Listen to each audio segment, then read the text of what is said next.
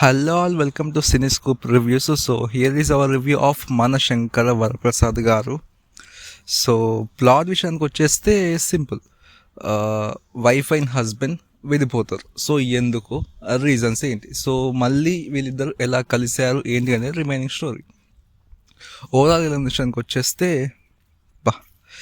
ఎంత కాలం అయిపోయింది చిరంజీవి గారిని ఈ టైప్ ఆఫ్ మోడ్లో చూసి. ఆ కామెడీ టైమింగ్ కానీ, ఆ ఎనర్జీ కానీ, డ్యాన్స్ కానీ, గ్రేస్ కానీ, ఫైట్స్ కానీ, ఆ లుక్స్ కానీ, ఎంత కాలం అయిపోయింది అయ్యా. అబ్బాబ్బా, అసలు చూస్తుంటే అసలు రెండు కళ్ళు సరిపోలేదు, అంత బాగుంది సినిమా. లిటరలీ చెప్తున్నాను. సో చిరంజీవి గారు 2017 నుంచి ప్రతి ఒక్కరి చేస్తూనే ఉన్నారు. ఏ డైరెక్టర్ కూడా ఆ పల్స్ని యూస్ చేసుకోలేకపోయారు. ఆయన గ్రేస్ కానీ, ఎనర్జీ కానీ ఏదిగో యూస్ చేసుకోలేకపోయారు.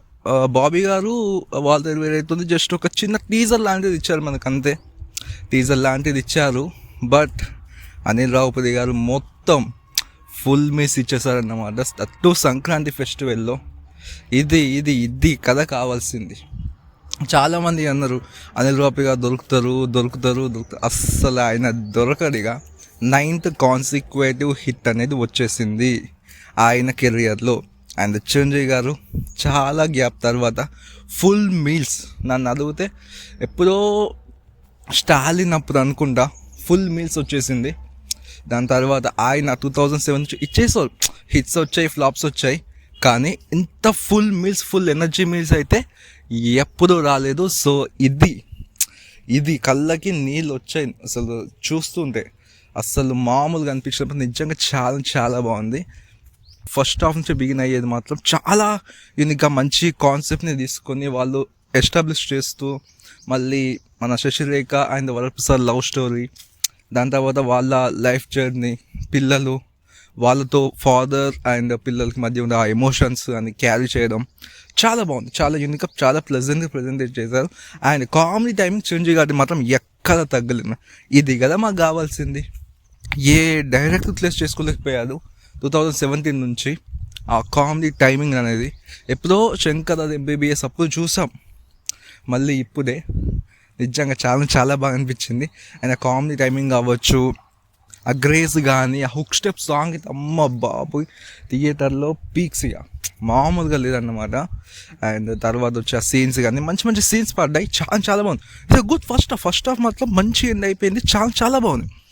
ఇక మొదలవుద్ది సెకండ్ హాఫ్. ఇక బాగా వెయిట్ చేసిన సెకండ్ హాఫ్ వచ్చేసింది. అసలు ఇక సెకండ్ హాఫ్ బిగినింగ్ దగ్గర నుంచి మొదలు పెడితే అయ్యే వరకు అసలు ఎక్కడ కూడా ఎనర్జీ మాత్రం డ్రాప్ అవ్వలేదు. లిటరల్లీ డ్రాప్ అవ్వలేదు. కామెడీ టైమింగ్ కావచ్చు, సాంగ్స్ కావచ్చు, అండ్ వీళ్ళిద్దరి మధ్య కెమిస్ట్రీ కావచ్చు, అండ్ సాంగ్స్ కావచ్చు, కెమిస్ట్రీ కావచ్చు, చిరంజీవి గారి డ్యాన్స్ కావచ్చు, కామెడీ టైమింగ్. ముఖ్యంగా మీసాల పిల్ల సాంగ్కి ముందు ఒక సీన్ ఉంటుంది, ఒక పర్టికులర్ సీన్ ఉంటుంది కామెడీ టైమింగ్ అనేది.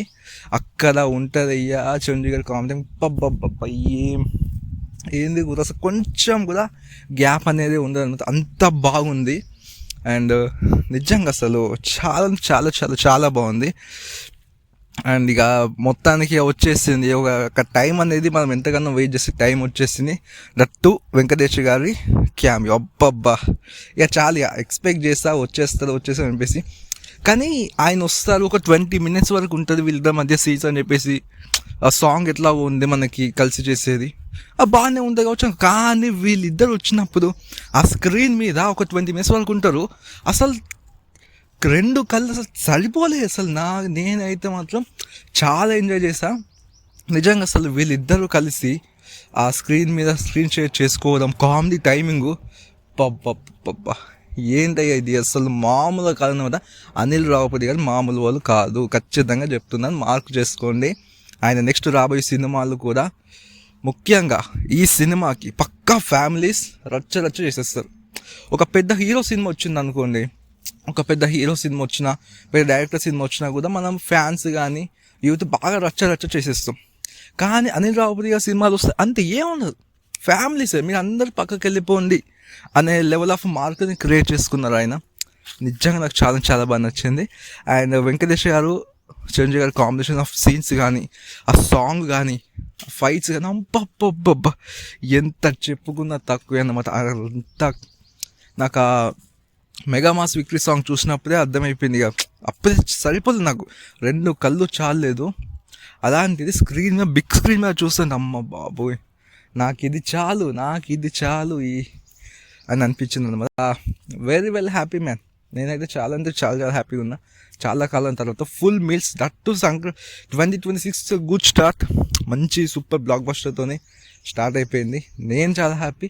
ఇప్పుడు బతుకమ్మ విజ్ఞప్తి కానీ, మన అందుకని ఒక అవి ఫ్యామిలీ సినిమా ఆడిన 3 అడుగులు ఫ్యామిలీ సినిమానే. ఇక ఇక్కడ నుంచి మొదలవుద్దు ఇక జాతర మొత్తం ఈ సంక్రాంతికి ఫుల్ మీల్స్. నేను అంతమించి ఏం కొడుకు.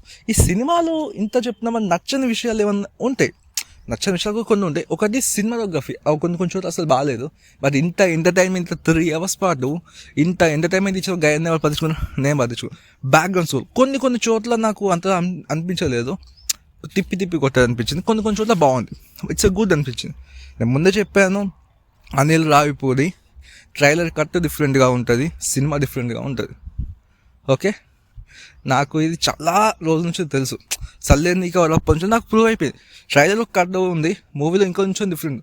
సో ఇది కూడా అంతే అనుకున్నా. మ్యాజిక్ జరిగితే చాలా అనుకున్నా, మ్యాజిక్ జరిగేసింది. There will be no doubt. Book your tickets book చేసుకొని వెళ్ళిపోండి థియేటర్కి. అంతే నేను చెప్పేది ఒకే ఒకటి, కళ్ళు మూసుకొని థియేటర్స్కి వెళ్ళిపోండి. టికెట్స్ బుకింగ్ విత్ ఫ్యామిలీతో సహా వెళ్ళండి. సో పర్ఫార్మెన్సెస్ చాలా బాగున్నాయి, ప్రతి ఒక్కరికి చాలా బాగుంది. గుడ్, ప్రతి ఒక్కరు కూడా బాగా చేశారు. And rest of the remaining was it's good man. అంతే, ఇంతకు మించి నేను ఎక్కువ ఏం చెప్పలేను.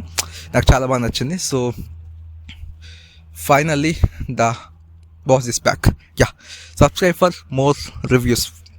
Thank you.